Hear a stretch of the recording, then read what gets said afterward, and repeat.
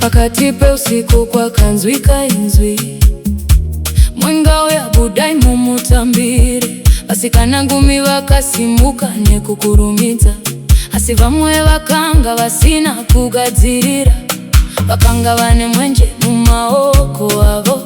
asi mafuta kanga apera mukati nguva yekumirira yakanga yakwana musuwo ukazarurwa kune vakanga vakamirira nasi ndiyo nguva yekugadzirira mangwana rizire dure kuziva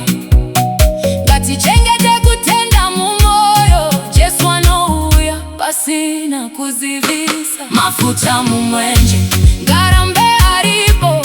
moyo wangu ugare wakamirira kana ishe vadana pakati pe usiku ndichavapo ndichiti ndakagadzirira mafuta mumwenje moto usadzime kutenda kwangu ngakuve kupenyu mwenga ikuya ngati mutambire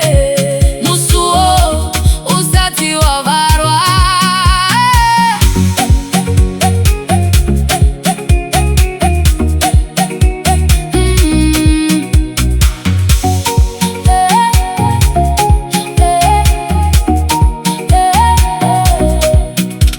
vakachenjera vakachengeta zvakakwana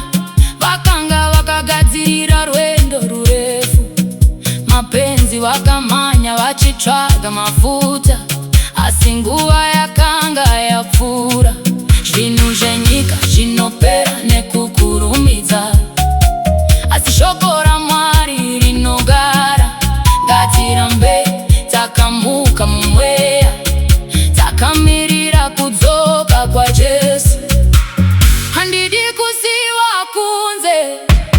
handidi kunzwa musuwo wavarwa,